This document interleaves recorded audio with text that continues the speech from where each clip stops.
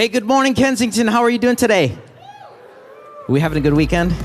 It's so good to see you all. If you're brand new with us today, or if you've been here 10,000 times, we just want to say welcome. If you are brand new, though, we do invite you to go out after the service to our starting point tent. We'd love to meet you. We've got a gift for you. Just want to say hi. But anyway, welcome to Kensington. My name is Chris. I'm part of the Orion team here. Guys, we're starting a brand new series today. It's called The New Rules of Love, Sex, and Dating. Dave and Ann Wilson are here today. I'm really excited about it. So we're going to jump in here in a minute, but I just want to tell you about a few things going on here at Kensington before we get going. First off, how many of you guys ran in the Free Press Marathon last weekend? Anybody here by chance? Yeah, come on. Well, check this out. For those of you who don't know what happened, all of our runners, amazing people. Well, guys, there are about 40,000 people in the bush of Africa that don't have access to clean water like you and I do. And that's a harsh reality that some of us aren't aware of.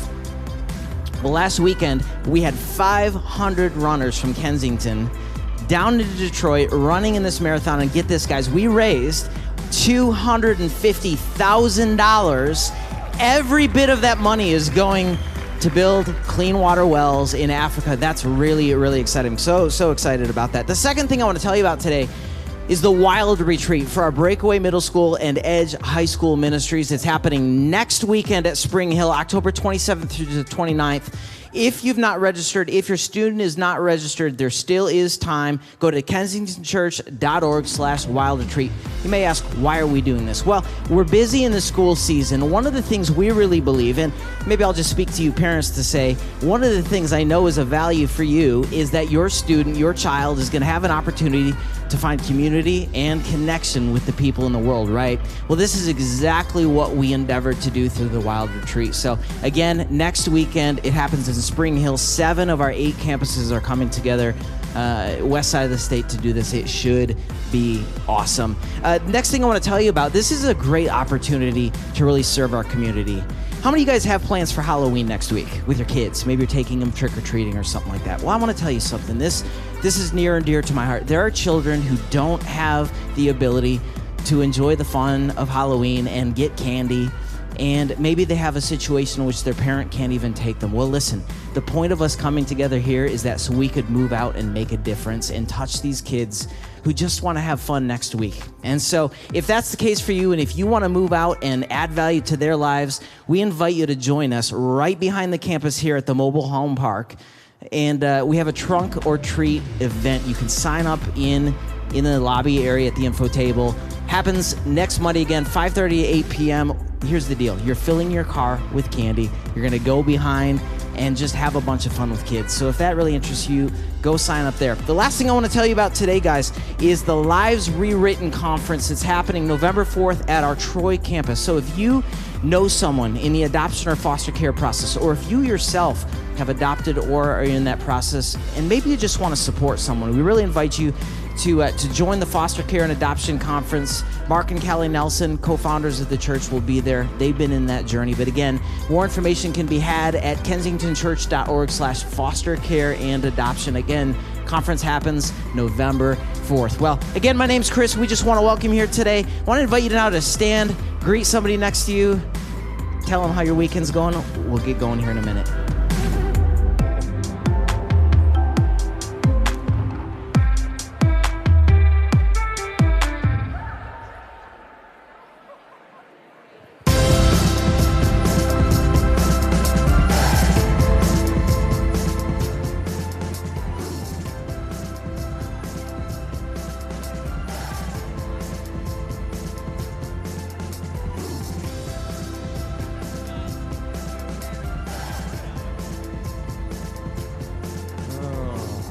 How many of you guys are ready for love, sex, and dating?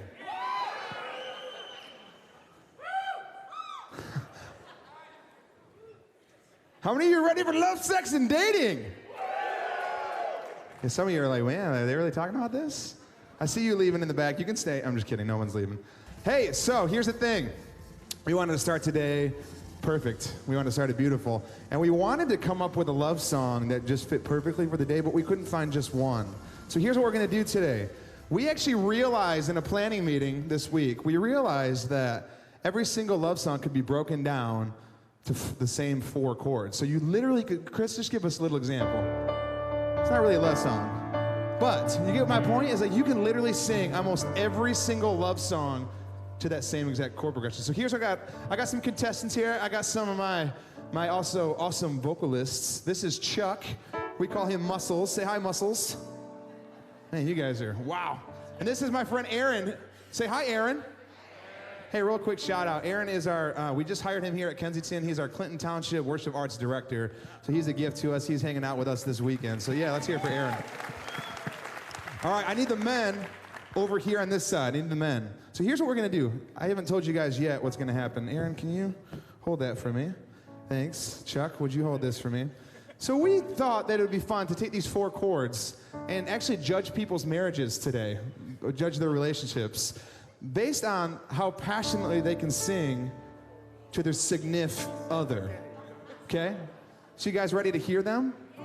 The last service, I just want you to know, we had a couple of 55 years married. This guy's name was Marshall, and people gave him a standing ovation because he crushed it. It was actually really bad, but people still like supported him. So we need your support. So here's what we're gonna do. Basically, our vocalists, who are great, are going to sing a line.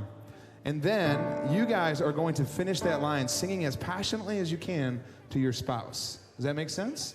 So really quick, let's meet our contestants. What do you think? Should we meet them? So what's your name? Bethany. This is Bethany. How long have you guys been married? We've been married 8 years, 8 years. Let's hear it for 8.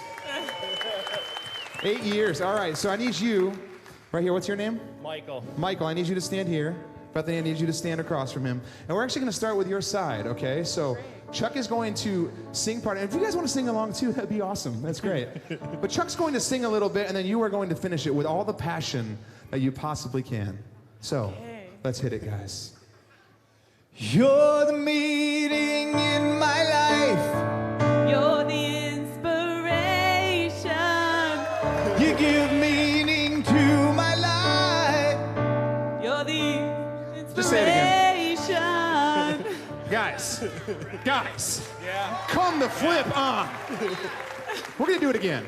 Just because you guys need to cheer more for these peeps. Let's try it again. Chuck, take it away. You're the meaning in my life. You're the inspiration. You bring meaning to my life. You're the inspiration. Guys, I don't know if you see this. The way he's looking at her is true love. I just want you to know that. And he kept moving closer because I told you to stand there. Yeah, it's true. Did you notice that? Did you notice that? She was drawing him in. That was awesome. Good work. Good work. It's pretty All right. easy. Aaron, take it away, man. Any way you want it, any way you need it, any way you want it. And I don't know. Any way you want it, any way you need it, any way you want it. You could have just lip sang that one, bro. Sure. Come Sure. on. Sure. Come on. There we go. You guys got to sleep in. All right, let's pass the mics on to our other couple. That was pretty good, guys. I'll give you a 5 out of 10. Okay, what's your name? Lori. Lori? Bob. Lori and Bob, everybody. Let's hear it for Lori and Bob. Hey, Lori and Bob, how long you guys been married? 31 years. So this is going to be special. This is going to be special. All right, Chuck, you start it. No, I won't hesitate no more, no more. I cannot Help her. wait. I'm yours. Woo! Let's do it again. Just because it sounded so beautiful. More confidence this time. No, I won't hesitate no more, no more. It cannot wait. I'm yours. Come on. All right, y'all. It's a moment of truth. So here's what I need you to do. I need you to grab the hand of your significant other. You can gaze in their eyes, you can sing this one to them, but this is a moment of pure beauty and passion. If I Dang. should stay, I would only be in your There it is. Wait. But I'll go You know this one? and I'll know. I'll think of you every step of the way.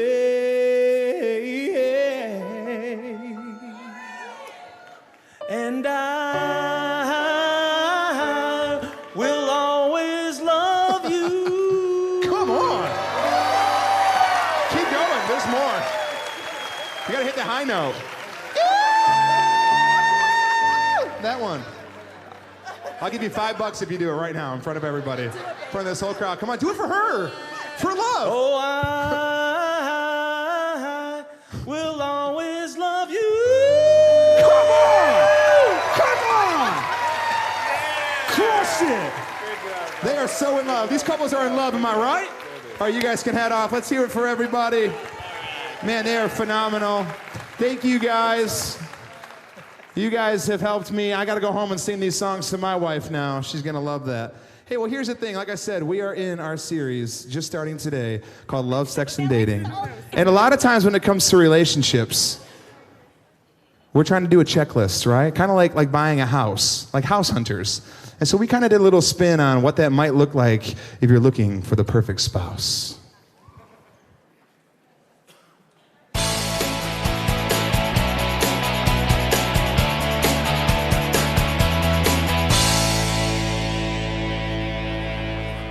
Tina is new to the area and is eager to find the man of her dreams. My name is Tina. I'm a graphic designer from Dayton, Ohio. I'm 28 years old, single, and I just got out of a 2-year relationship. I have dated since the relationship ended, but they were all absolute nightmares. What I'm looking for is someone who is strong but has a sensitive side, loves to laugh and has the ability to make me laugh, but can hold an intelligent conversation as well. He has to be athletic with an artsy bent, a self-starter, but is chill at the same time, wants a family, but also values time alone with me. And he has to be hot.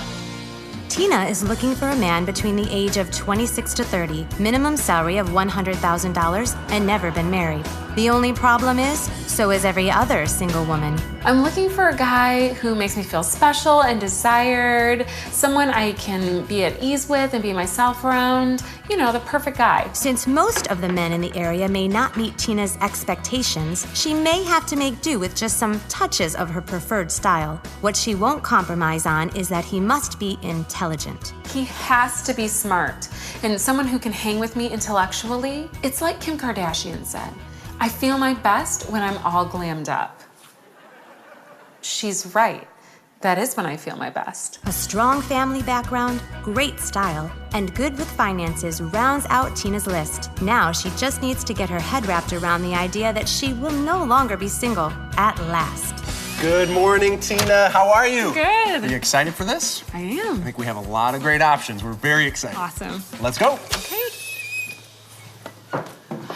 Oh, great curb appeal. For sure.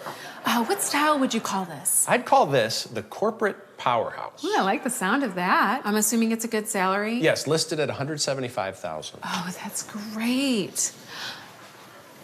Look at the view from here. I could totally see myself snuggled up to that. Absolutely. What about family values? Well, that's going to be one of the challenges. There'll be a lot of travel and long hours away from home. Oh, bummer. But I still think it's definitely worth considering. Let's look at another option. Okay.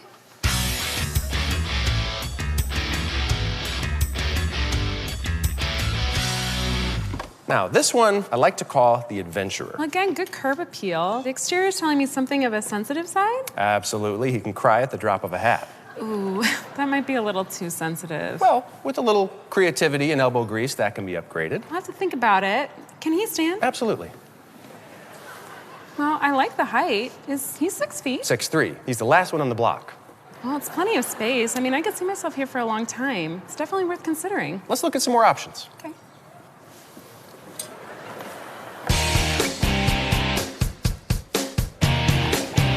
So, what do you think? Well, he looks really athletic. That's high on my list for sure. I thought you might like this one. Come over here, I want to show you something. Why couldn't the bicycle stand up by itself? I don't know. It's too tired. funny. What's his salary? Well, that's also funny. He lists at $45,000. Oh, okay. Yeah, that's definitely under my budget. Well, with a little bit of work, he could meet your hopes. I don't know. I really wasn't looking for a fixer-upper. Looking for a turnkey. Yes. Darn, he's so cute and funny. It's killing me. Well, you definitely have a lot to think about. Yeah, I do. Shall we? Mm-hmm. Okay. Tina has met 3 great candidates, but none of them meet her top 3 needs on her wish list. I mean, this is really tough. Option 1 is exactly what I'm looking for in a salary. Option 2 is sensitive, and he's 6'3". And option 3 is funny and athletic. I mean, they're all things I want. Tina has seen some fantastic options. Now she's ready to choose. All right, what's it gonna be? 1, 2, or 3? I am going to keep looking. What? I'm sorry, I just don't see any of these options making me that happy. I thought we covered everything on your list. You did, and you did your best. I just am confident that Mr. Perfect is out there somewhere. Okay, well, good luck to you. Thank you. Well, there you have it. Tina is going to continue her search. All of us at Spouse Hunters wish Tina the best in her continuing journey in finding Mr. Right.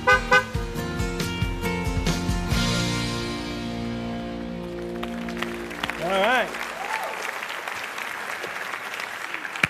I mean, when we first saw that video, that was our video team's awesome, aren't they? Wasn't that good? It was awesome. It looked like the real thing. Yeah. So tell me this. Ann and I have been married 37 years, and 38 years ago, we had the list. We did have the list. Like Spouse Hunters. We had, we're hunting for a spouse. What was on your list? A good body. Check. Whatever.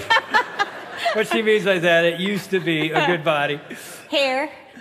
That was on your list. But you look better without it. Yeah, whatever. Okay. Did you have a list? Yeah, I had the list. She was 19. We got married. I was 22.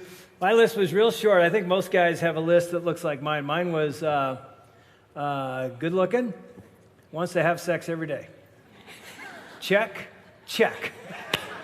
He's lying. Totally lying. I mean, I'm not kidding. I think that was, I'm obviously exaggerating, but there wasn't a whole lot to the list. But everybody sort of has the list. And it's interesting as we start this series called The New Rules of Love, Sex, and Dating. I mean, oh my gosh, what a series we need in this culture, because everybody's trying to find the right person, right? And today's called the right person myth, and trying to find the right relationship, and they want to be happy. In fact, you weren't supposed to know this, but last week my son Cody, sitting over there, he announced when he was preaching last week that I turned 60. That was supposed to be a secret.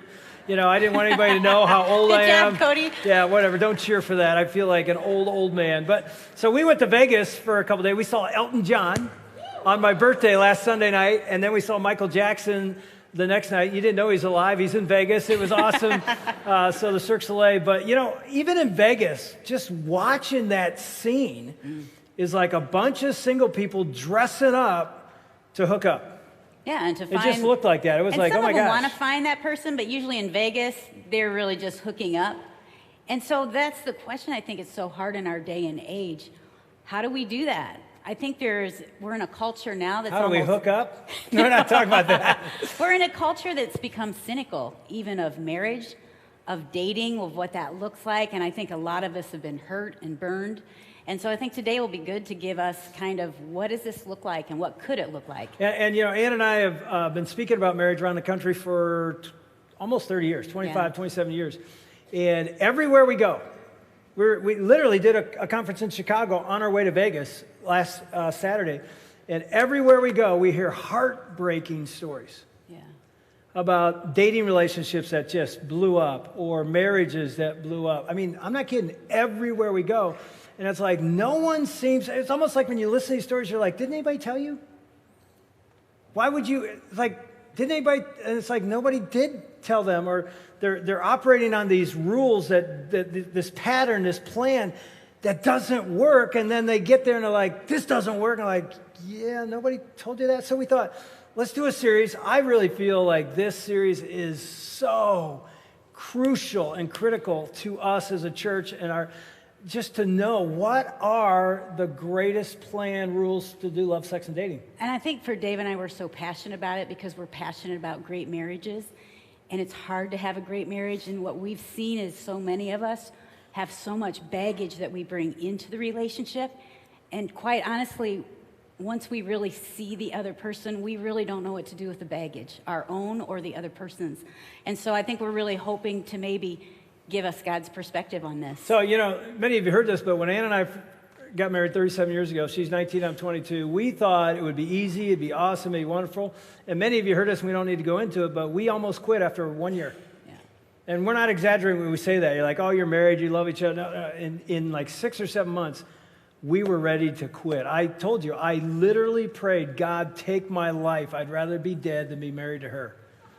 I said that. I actually prayed that. Who says that out loud? Nobody should say that out loud. I should never tell anybody I prayed that, but I actually did. But and we laugh about it now, but man, I'm telling you, that's where we were. We were a year in saying, we're done with this. I tell you what, I think we might have quit if we hadn't, and I'm telling you, we did something 2 weeks before our wedding that saved our marriage. We were told by our mentors, you have to go to the Weekend to Remember, Family Life Weekend to Remember. It's a marriage conference that gives you God's game plan on marriage. And we're like, okay, we'll go. We sat through that whole thing, the whole weekend thinking, we won't need this. We love each other. We love Jesus. It's not going to be that hard for us like it is for all these other couples here. And then 6, 7 months later, we grabbed that manual. And we're like, oh my gosh, what's in here that we didn't listen to? And it saved our marriage. Why am I telling you that? Because November 10th through 12th, just in a few weeks, Ann and I are going to be teaching that exact same manual at that exact same conference called the Family Life Weekend. Remember, we now speak for that ministry, the same conference we went through, we're doing. Be there. And what it really does is it gives you God's game plan for marriage, which we said, there's a plan? Like, don't you just get married and be happy? But there really is a plan. Yeah, and there are rules for love, sex, and dating that we're going to talk about today. And so you can sign up for that conference on our app. Just go to the Kensington app and sign up. I hope you're there. There'll be about 1,000, maybe 1,500 people there in the Ren Center. We're gonna see God change lives. But this series is for singles who are dating or want to date. This is for singles who want to get married someday. This is for singles that never want to get married.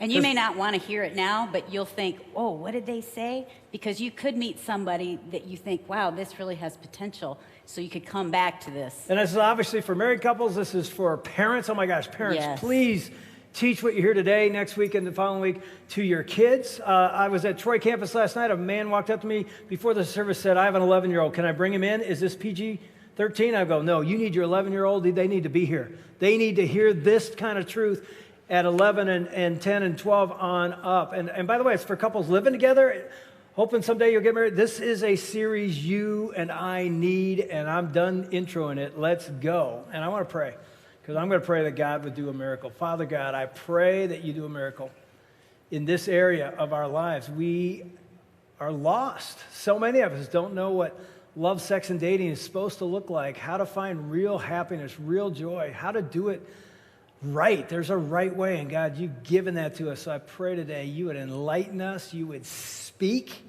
your Holy Spirit would move and literally transform lives and families and legacies from here forward in Jesus' name. Amen. Amen. So here's the interesting thing. To talk about the new rules, which you'll find out are really old rules, we need to talk about the way the culture does relationships now. I would call it the old rules. They're really not old. They're current rules that sort of everybody seems to follow to do love, sex, and dating, to do marriage, to do any kind of relationships right. It's like the old rules. And so what I'm going to do is teach you something that I've taught here before. Ann thinks we taught. I asked, anybody ever remember, we talked about a thing called the Hollywood formula versus God's formula by a guy named Chip Ingram. Anybody even remember that phrase? I didn't think so. I hadn't taught it in 7 or 8 years. So for some of you, you'll remember some of this. Some of you go, this is brand new. And here's the thing. I'm going to give you the old rules first. And by the way, if you're going to write something down, you can write this down, but these are bad. These don't work. But this is the way our culture does it. Everybody seems to do the old rules. What we really want to get to is the new rules. So I want to walk through quickly the old rules, but we'll get to the new rules, all right? Because here's the thing, and you know this. What you and I decide today will come with us into our future relationship. You know that, right? That's not a new thought. It's like what I decide today tomorrow will be present, even though today it's past. That was deep. Do you get that? I'm like, wait. In other what? words, you're going to bring luggage into your relationship, and it starts right here, right now. So we need to understand the wrong way to do it and then the right way. So the wrong way to do it, I call it the old rules. The old rules start this way. It's a 4-step process. Here's how our culture does relationships. Step 1, find the right person. That's what everybody's doing. They're searching to find the person, the guy, Mr. Right, Miss Right. Once I find the right person, fall in love, then we'll have a great marriage. Am I right? That's what it says. I got to find that person. By the way, these rules are represented every week on a show called The Bachelor or The Bachelorette. This is the plan they do. They have 20 or 40 or whatever number of people in tuxedos, and they're trying to find the right one. When I find the right one, then it'll work. By the way, does it work? I just searched yesterday, 20 seasons of The Bachelor. Guess how many relationships are still together? Anybody? 2. How's that for a percentage that does not work? It doesn't work, but that's sort of what they do, and it's what we all do. And it's interesting when we do that, we're looking for the right kind, like the right look, how they're dressed, if they're athletic. Chemistry is huge. And it's funny, if you get that chemistry, then it's like, oh, this is the person. And you feel like, I have never felt this with anybody, and nobody else has ever experienced like this. And you think that will be enough to get you through and into a lifelong relationship. Yeah, and it's interesting. Our culture promotes this, so we have love songs that promote all these. We have them from my generation, our generation, the 60s and 70s, the best music in the world. And then we have them from current generation. I'll give you a little taste of that, because it's like all the songs sort of say the same. It's like, you just got to find that girl. You remember this? I got sunshine On a cloudy day. You can sing. You better sing. When it's cold outside, I got the month of May. Yes. Here we go. I guess you say, what can make me feel this way? Here we go. My girl, my girl, my girl. Talking about my girl, my girl. Anyway, right? That's a song from the 60s by the Temptations, Detroit, baby. And then you got, songs today like Bruno Mars. Remember that song? When I see your face, there's not a thing that I would change, because you're amazing, just the way you are. Good. Yeah, I mean... Let me ask you that. Those of you who are married, is that what you say? You're amazing. Yeah, just the way you are. Why does that change? Because in the beginning, you're so amazing. Just the way you are. And then you get married and you want to change all that. So it's a song for pre-marriage. It's not a song for marriage. But we're telling you, it's like that is this old rules is like you just find the right person. And people ask all the time, well, how will I know? What's the answer? You'll just know. What's that mean? You'll know. You'll feel it. Why? Because step 2 is you will fall in love. I mean, is that it? It's like once I find the right person, you just fall head over heels. There's chemistry. You know in your gut. You'll spend any amount of money. You'll do anything it takes and it's like you see them and you know it. May be in an instant, love at first sight. It may take time. When I was young, we had this. The Doors sang a song called this. Hello, I love you. Won't you tell me your name? Hello. Remember the song? Anybody? It's like, hello, I love you. I don't even know your name. What? You're in love? No, you're not in love. There's another great, very romantic song by the Kinks. It goes like this. Girl, you really got me now. You got me so I don't know what I'm doing. That's all about falling in love, right? Girl, you really got me now. You got me so I can't sleep at night. You go, girl, you really got me now. You got me so I don't know what I'm doing. You really got me. You really got me. You really got me. Anyway, it's this great song. I think it's so romantic. Don't you think it's romantic?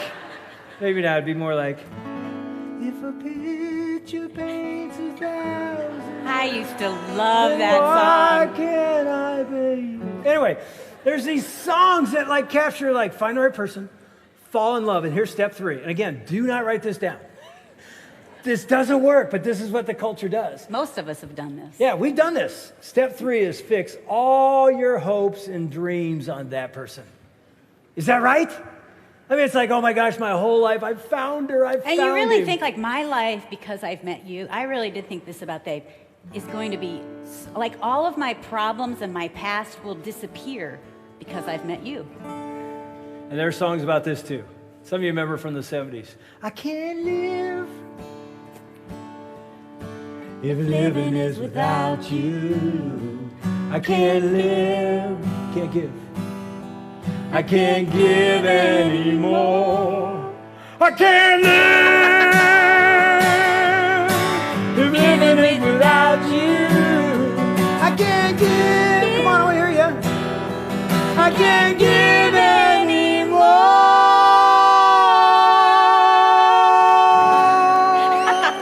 That's pretty good.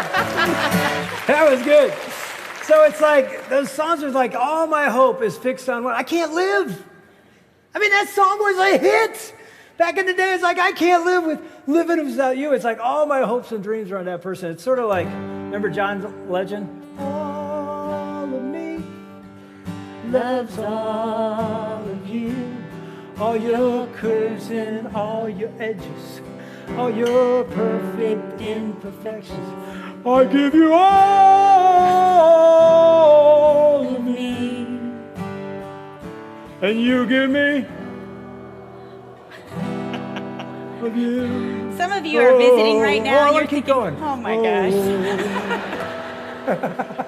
Some of you are visiting right now thinking, I've heard that this Kensington church is just like, do they even talk about God? We're getting there. We're getting there. So, but isn't that so true? It's like step 1, find the right person. Step 2, fall in love. Fix all your hopes and dreams. And then this is great. Chip Ingram said this. Step 4 is, if failure occurs, repeat steps 1, 2, and 3. Isn't that true? And it's what we do. It's like, it's a bad plan, but we go back and do the bad plan again, expecting different results. That's called insanity, right? But we do it in marriage too. Oh, we do. Because I'm telling you, when Dave and I had been married 6 months, I remember telling him that marrying him was a mistake, the biggest mistake of my life. And you know that video we just saw of spouse hunters? I really thought, I picked number 1 and I should have picked number 2 because they were the right person and Dave's the wrong person. And I knew number 2, he's a loser. I mean, what a loser that dude was. But that's what we all do. It's like we think we picked the wrong person. That's the problem with the old rules. It's based on the right person. Let me tell you, you're going to find out today, that's a bad place to start. Because when you get to step 4, failure occurs. And by the way, it's going to occur. You go back and say, I just need to find another person. And so people are in their 16th relationship. Marriages are on their 2nd or 3rd because, I picked. And so we go back and do the bad plan again, and it doesn't work. And then you get married, and you have that thought, I didn't think I would feel this way, but 6 months or 6 minutes later, you're like, oh my gosh. This is hard. You're singing more like this. Half of me loves none of you. All your quirks and accusations make me want to take a vacation. I'll give you, anyway, you get it, right? I'll give you none of me. I'll give you none of me, yeah. Isn't that true, too? Because what happens in a relationship is when you're hurt, what we end up doing is pulling back. And we're more hurt, and we keep pulling back. And so a lot of times we'll go back to number 1. And so here's the deal. You know this. Does this plan work? It doesn't work. The divorce rate in our country is over 50%. 2 out of 20 in The Bachelor stay together. And I'm it telling does you, not work. It's a bankrupt plan. I think if you would look at all of us and the scars that we've received from bad relationships, we would be walking around in crutches and wheelchairs because it affects who we are today still. And we're doubting ourselves, we're doubting who we are, we're doubting who God is even. So we need a new plan, right? We do. We really do. And we're calling it in this series, and we're borrowing this series literally from Andy Stanley at North Point Church 4 or 5 years ago. They did a series there called The New Rules. We didn't even change the title, Love, Sex, and Dating. I started seeing tweets and stuff all over the internet. I went to watch and was like, oh my gosh, this is great stuff. And so we're bringing our stuff with Andy's.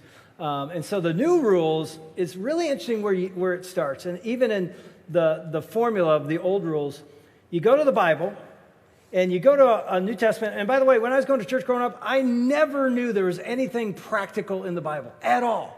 And so I'm going to take you to just two verses. Two verses I think will change your life, especially in the area of relationships. And they don't even talk about relationships. It's not even applied to relationships until later. The Apostle Paul wrote a book called Ephesians to a church in a city called Ephesus. And he applies this principle at the beginning of chapter 5 to parenting, to marriage, to dating. It actually loves sex and dating. But he starts it with this principle we got to understand in verse 1. He says this. He says, therefore, be imitators of God as beloved children, and walk in love as Christ loved us and gave himself up for us, a fragrant offering and a sacrifice to God. Now, does he say anything about relationships there? No. What's he say? Therefore, be imitators. Now, whenever you see therefore, you got to ask, why is it therefore? Well, he has just spent 4 chapters, the 4 chapters before chapter 5, saying, let me tell you who God is. That's theology. You got to understand the character of God. This is who he is. Now, let me teach you who you are, the identity of who you are. You are his beloved child. Why? Because what Jesus did, he explains all that in chapter 1, 2, 3, and 4, and he says, oh my gosh, do you understand? You are absolutely loved by a God who adores you. Some of you walked in here today and you do not believe you're loved by God. You are loved by God. And you're thinking, no, dude, you don't know what I did last night, and God does know what I did last night. Yeah, God does know, and he loves you. It's called grace. It's called the gospel. He shouldn't, but he does. Just as he shouldn't love us, but he does. It's called grace. That's who God is. That's theology. It's like, oh my gosh, if that's not who you believe God is, you don't know who God is. God absolutely adores you. You walk in here today, or you don't even go to church. He absolutely loves you as his beloved child. That's your identity. And so Paul says, be imitators of God. And some of us, I didn't grow up in the church, and so for me, I had no idea what God was like. Only what I had heard about God, that he's judging, that he condemns us, that he's not for us. And I think that's one of the things, like in this point of get to know him. Because as you get to know him, you'll see that he loves us, that he's full of grace, that he forgives us. He's a God of second chances and third and fourth and fifth, that he never leaves us, that he's always encouraging, that he's cheering us. Like, you can do this. That's who God is. And so it's saying we are to mimic that in relationships. And so you apply that to the new rules. The old rules had 4 steps, the new rules have 4 steps. They're the same but different. The first step is this: become the right person. It isn't about finding the right person, it's about becoming the right person. It's totally life-changing to start there. It isn't like I got to go find her or find him. It's like, no. I got to look in the mirror and work on me. What am I supposed to do? I'm supposed to copy, mimic God. I'm supposed to resemble God, the one who loves me. I'm supposed to have that character in me. It isn't about her or him. It's about me. You know, it's interesting. Before the Lions go on the field, before every game, Jim Caldwell will say something like this in the locker room. Guys, it's not about who we're playing. It's about us. It doesn't matter who the other team is on the other sideline. It matters how we take care of our business. Is he right? Exactly. It's no different in dating, love, sex, and marriage. It's like, oh my gosh, it isn't about finding the right person. It flips this whole thing on its head. It's about becoming the right person. What's that mean? I want to work on me. Michael Jackson said it Monday night. You know, I'm looking at the man in the mirror. Look at the man in the mirror. It's just, it's so true. It's like, it's about me understanding my identity as a beloved child of God, living that out to then work on me becoming the right person, and then move into love, sex, and dating, and then move into a relationship that could end up in marriage. It changes the whole starting point. Dave and I heard a story this week about this girl named Tara. She was raised in a Christian home. Family went to church. Like, they were living out their faith. But as she became an adult, she moved to a big city. She kind of did away, like, you know, that was good for growing up, but I'm going to do my own thing now. So she stopped going to church, stopped reading her Bible. She was just living the party life, trying to hook up with as many people, getting to know them, and also trying to find the right guy. So this one day, she calls her mom. She goes, "Mom, I met this guy in a group of people. He is everything I've been looking for. He's handsome, he makes good money, he's kind, he's a believer, like he really lives his faith, and it's important to him because he was talking about him." And she kept going, and then she's like, "What do you think, Mom?" And her mom was quiet, and she says, "Oh, honey, a guy like that is not going to want a girl like you." And she said, Tara said, she fell on the floor, crying instantly, because she knew that he wouldn't want her based on what she was like. And yet, isn't it funny how we do that? Like, I want this and this, but are we that? And so for me, that was like, oh my gosh, becoming the right person, that's where it starts. It's almost like where if you're dating or you're single or even if you're in high school or middle school, like now's the time to build the foundation of becoming that. Even if you're married, what would it look like if we started spending time with God, getting to know him so that he could start living in us? His power and his grace could be lived out through us. I think the question you need to ask, and write this down, especially if you're single, and I think it applies to marriage as well, is are you becoming the person you're looking for is looking for?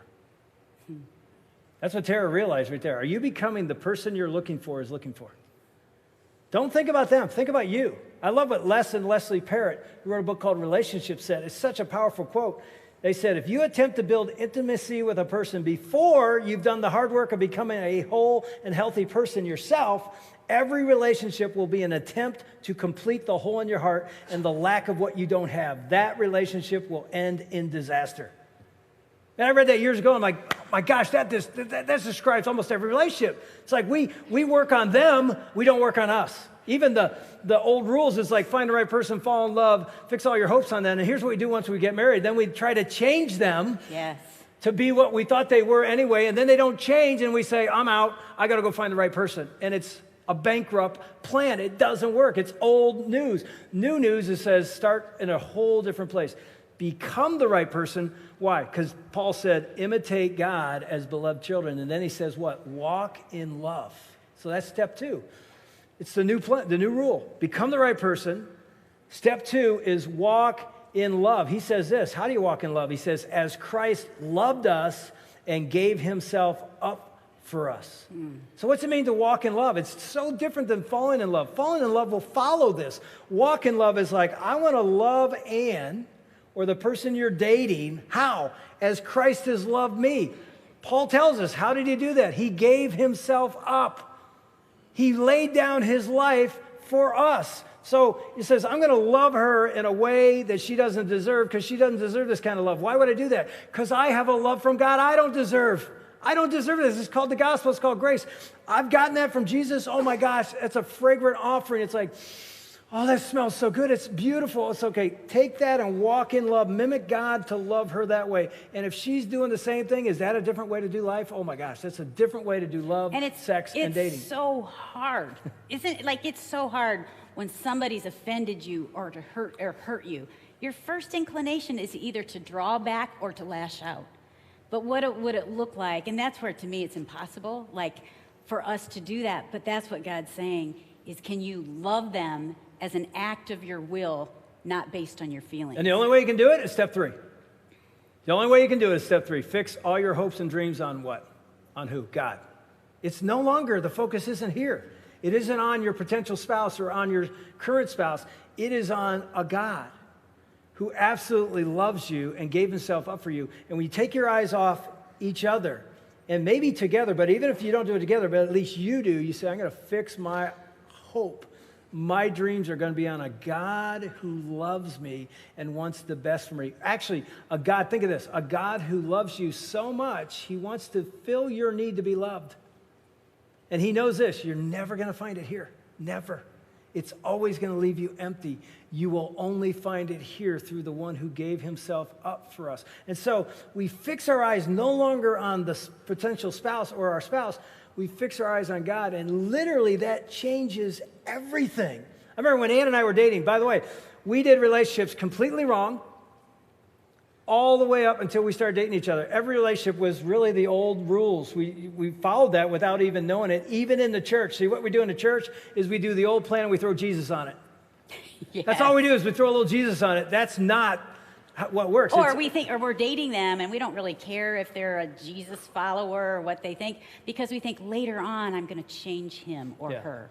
That'll just come along. And some of you that are married, like, how's that working? Yeah. That's so hard. It doesn't work. So when you fix your eyes on him, it changes everything. I remember when Ann and I started dating, so we decided on day one, we're going to build this relationship on Christ. From the very first date. And I'd never done this, really, never done. I just came out of a 4-year relationship that broke my heart, caught her in bed with another guy, and there you were. It was like, oh my gosh, I'm never getting married. I'm done with relationships. And we started dating not too much longer. It's like, we're doing this right. And we even decided, like, let's stay pure in the relationship. we think that's what God wants us to do. We knew. Let's try that. And so we started this thing out totally different with the new rules. We didn't know what they're called at the time, but it's like, I'm not going to focus on her. I'm going to focus on me, walking in love. Let's fix our hopes. And I remember several months in, I started to get real anxious about where this was going. You ever do this? It's like you analyze everything they say. You know, it's like, oh, she said 6 months from now. Does that mean she thinks we're going to be together? So I was like, oh my gosh. So I finally shared that with her. You know, I'm really worried. I feel uptight. Like, where's this going? What are we going to do? What do you think? Define the relationship. Yeah, we didn't. DTR, define a relationship. And she's 19. I'm 22. And she says this. Well, you know what I think? I think we should just trust God with this whole thing. Let's fix our eyes on him and let him lead us. If it ends up in marriage, great. If it doesn't, great. And I'm like, yeah, that's a really mature idea. And let me tell you, that was completely opposite what I've ever done before. Because what I'd always done before is try to control the relationship, try to control the guy because of my insecurity of not knowing who he was or who I was. And so we even said to each other, hey, if we're dating, and we weren't engaged, if you're dating and you see someone else, you think, wow, they seem like that could be a good fit, you have the freedom to like go out. And that is like so scary. I don't even know how we did that. It was such a beautiful thing. There was no fear. Yeah. Why? Because our eyes were fixed on Jesus, not each other. And I tell you, I'm not saying that's a great plan. It was like there was total freedom. I was at a different campus than she was. We're both in college. And if I wanted to date somebody else, no problem, go for it. And we never did. But it was like there was a freedom. Why? Because our hopes and dreams were not fixed on each other, that we were trying to control and make something happen. We were literally trusting God with everything. And it was actually a beautiful thing. So here's the amazing thing. You know, I do weddings as a pastor quite often. And there's like two types of weddings. And, you know, you look at this groom and this bride there, and you know they're thinking these things. It's never said out loud, but there's two types. The first, I wrote it down this way. I said the first type of wedding is this. They're thinking this. They're saying, not saying, but they're thinking, you are the most important person in my life. They're looking at each other. You are the most important person in my life. You complete me. Jerry Maguire.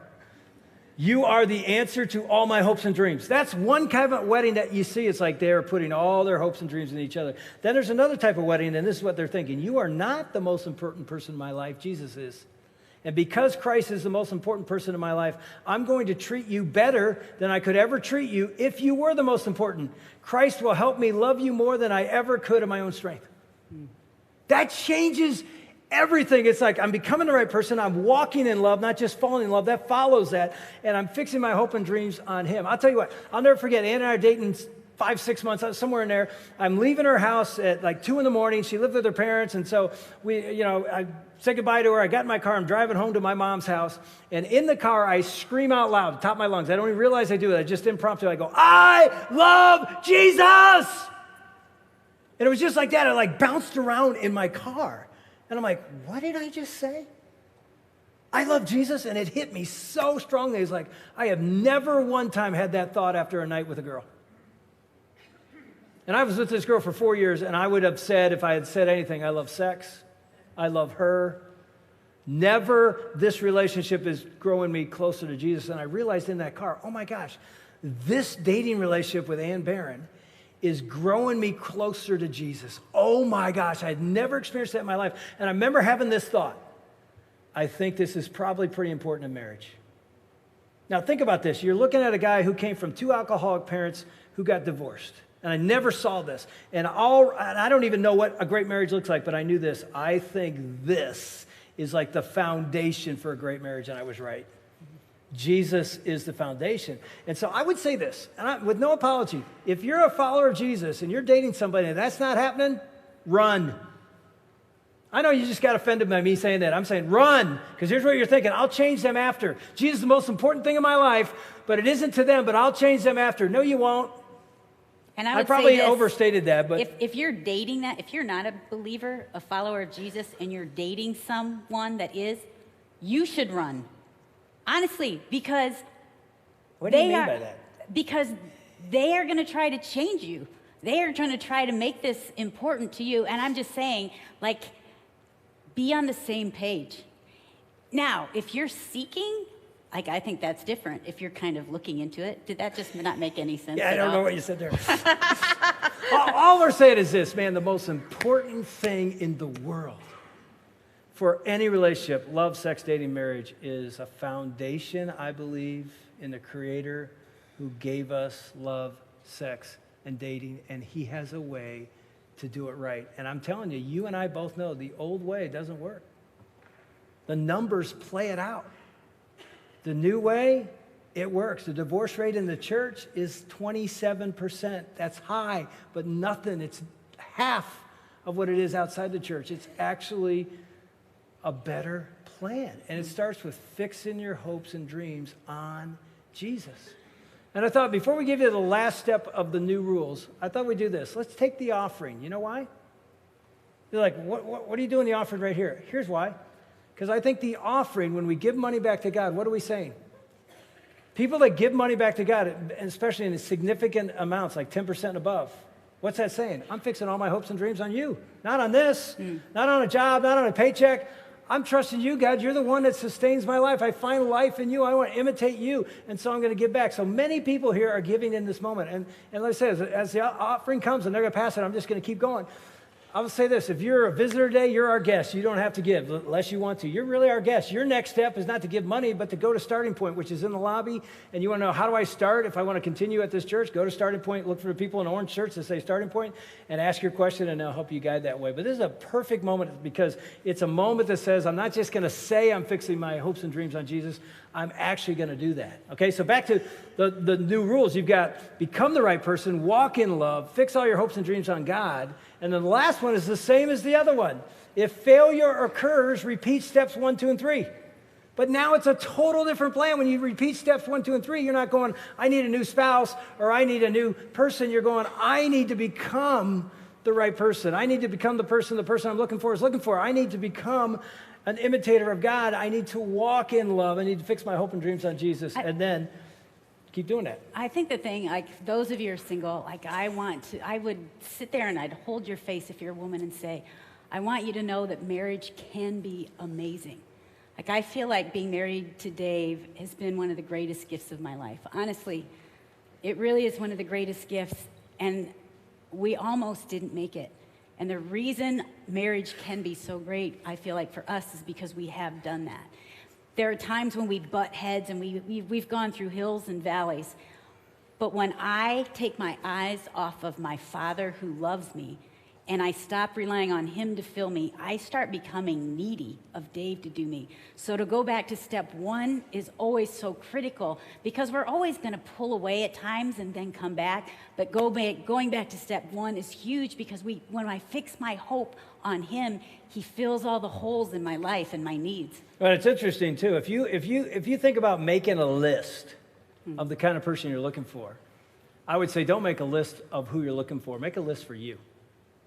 Right. In fact, I'm going to give you a new list of who you can be to go out today to become this person. You know, it's really interesting. You've heard this description of love. I bet you've heard this. This description goes like this.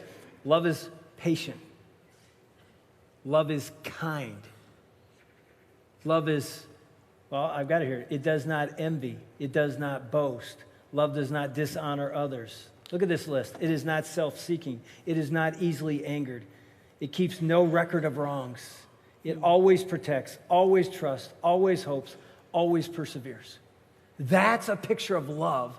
That's unbelievable. That's a picture of who I want to become, a patient, kind, considerate person that never quits, that isn't selfish but selfless. It's always protecting, always believing the best, not keeping a record of wrong. That's an unbelievable description. That's a list that should describe who we are, not just what we're looking for. And some of you know this. I'm guessing most of you know this. Where'd that come from? Where'd that list come from? The Bible, the Word of God. It's 1 Corinthians 13. It's called the love chapter, right? People read that at their marriages like, that's the kind of love we want. Can you imagine going on a date with a guy who is kind and considerate? Who, when he buys you a meal, you don't think there's any alternative motive there? There's no thought of jealousy or envy that's not there. Think about this. Kids like me that are the result of a divorced family, what would have been different in your family if your mom and dad would have lived out that list? Patient, kind, doesn't envy, selfless. And here's the last thing we'll say, is to become that person is impossible. Okay, good luck. See ya. Go try and do that. You can't do it. You can't be patient, kind. It doesn't work. You get married or you get in a relationship and friction starts, you're like, oh my gosh, I am easily angered. You cannot do this. And so here's the last thought. The only chance you and I have of living out to become the person that mimics or imitates God, the only chance we have is what? We need that love to come inside us.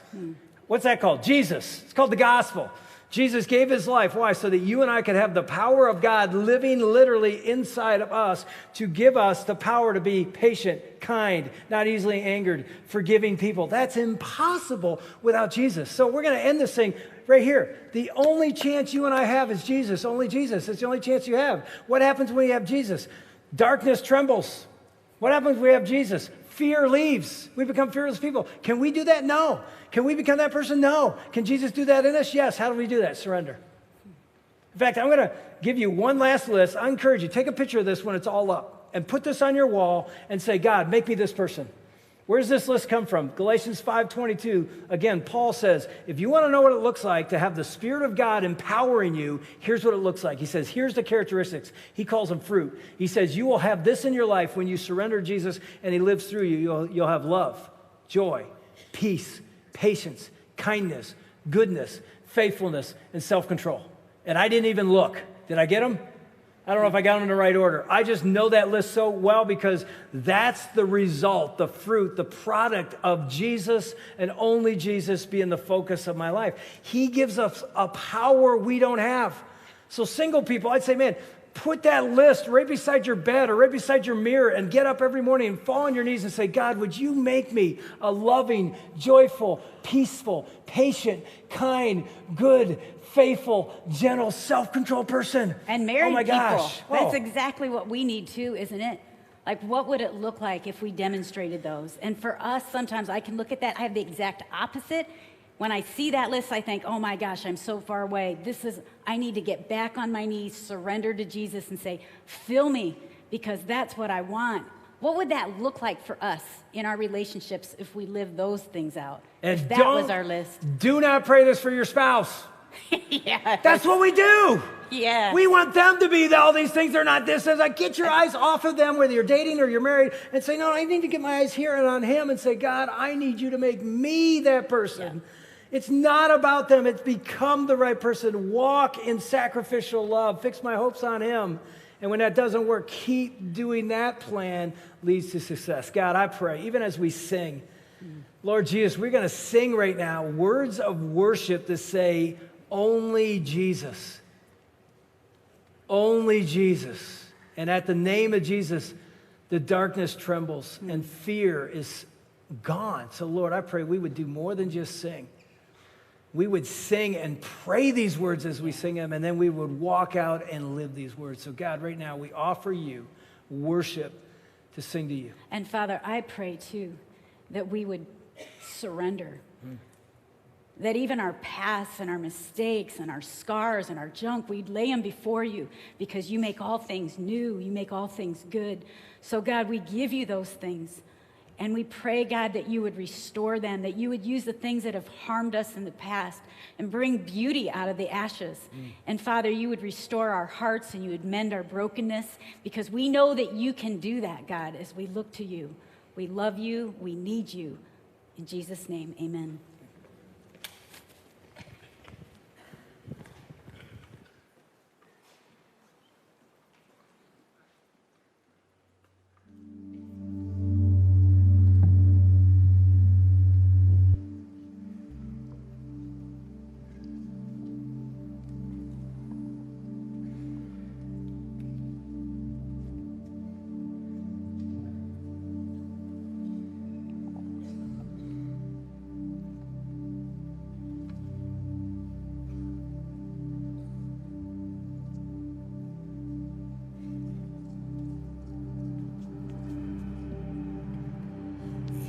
My constant in the chaos, you're my compass when the road is long, you're my portion, never failing, for me only Jesus.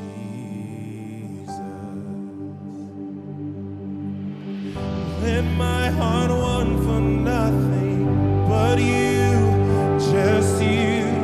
Let my heart want for nothing but you, just you. The riches of this world could never satisfy. Let my heart want for only you.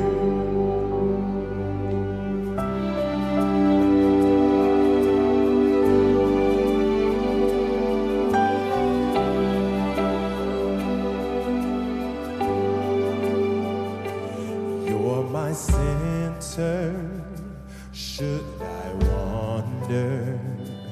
You're my future, and you redeem my past. Every moment, and then forever. For me, only Jesus. Yeah, for me, only Jesus.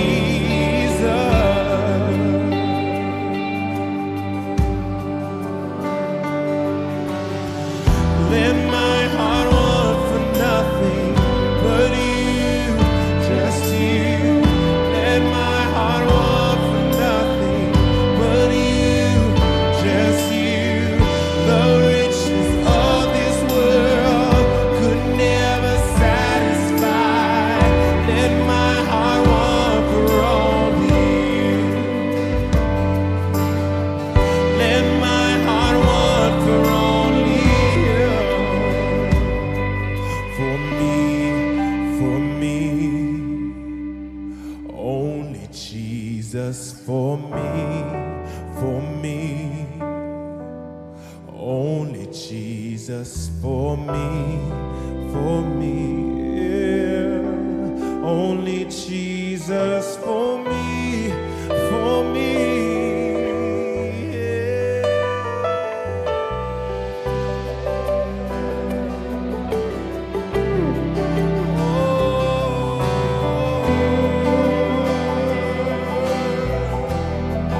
Only Jesus.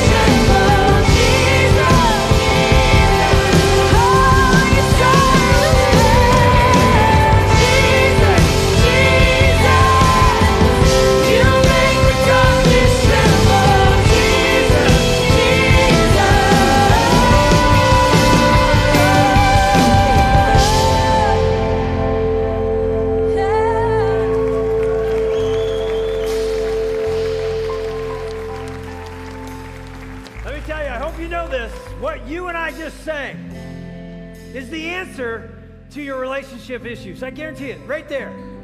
Some of you are like, man, I've screwed this up so bad, I don't have hope. Yes, you have hope one place, the name Jesus, the most powerful name in the universe. At his name, darkness trembles. You don't think Jesus has a new start and a new hope for you? Yes, he does. And it starts right here by surrendering to Jesus. He gives you the power to be what you couldn't be before. He gives you the power to silence fear. What a great lyric. You want to walk out of here fearless? Jesus. Only Jesus. I can't give you any other answer than that. You do Jesus' plan, the new rules, the right way, and I'm telling you, it leads to a whole different future and a different legacy. And some of you, man, you before you walk out of here, you got to walk up here and just release something. Our prayer team be right here at the front of the stage. Would love to pray with you. Leave it here. Give your life to Jesus and walk out there and not only sing a worship song, but live a worship life. All right? And here's what we're doing. If you want to bring somebody back tonight, you thought of somebody during this message, man, I wish my kids or somebody here, invite them. 6 o'clock tonight, we're going to do this again. And then next week, we do the Gentlemen's Club. That's the message. Trust me, you do not want to miss week 2. It's all about how women deserve to be treated by men. And we're going to talk about sex, too. So it'll be PG-13 or 18 or whatever. But we're going to go there and say, what does the new rules look like when you apply it to women and sex?